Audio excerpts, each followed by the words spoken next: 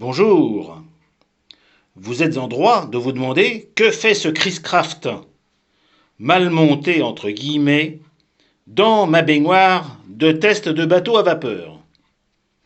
Eh bien, tout d'abord, je vais commencer par remercier Patrick qui a eu la gentillesse de me donner ce bateau. Ce bateau construit il y a près de 50 ans était destiné à la casse, à la poubelle. Et quand nous l'avons vu avec nos amis, on s'est dit on ne peut pas laisser mourir un bateau comme ça. Faisons-en quelque chose.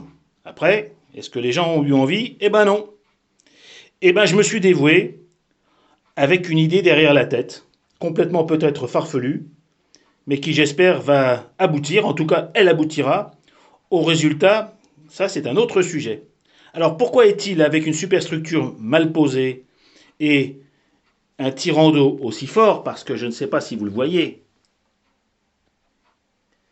mais ce bateau normalement devrait être dans sa ligne d'eau au moins 1 cm en dessous.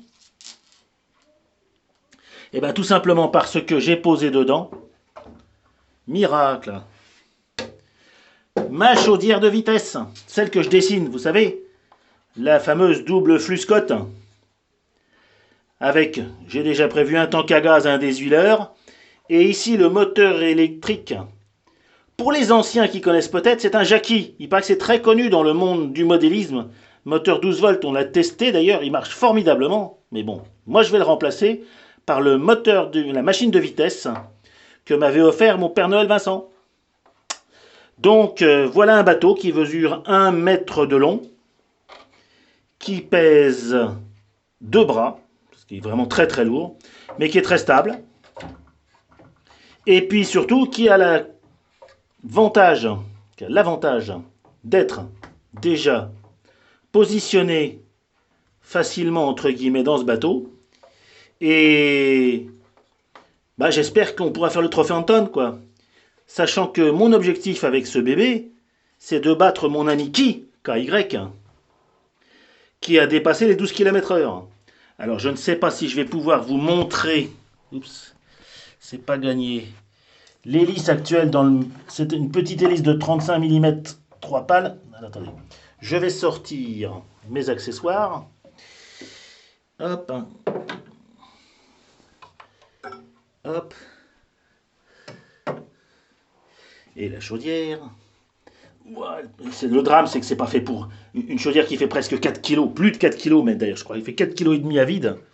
Ne devrait pas être dans un bateau de vitesse, mais sinon, si on s'amuse pas, c'est pas drôle. Parce que regardez, quand on le sort de l'eau, il est dans ses lignes d'eau, c'est-à-dire qu'il repose à peine, comme un vrai runabout, puisque c'est un Chris Craft, qui était des bateaux à l'époque très très rapides, très puissants, avec une belle vague d'étrave.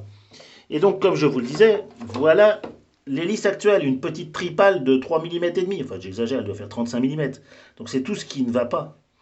Et comme ce bateau date des années... Alors j'ai aussi constaté que j'ai des fuites. Donc voilà l'avantage aussi de poser les bateaux dans l'eau.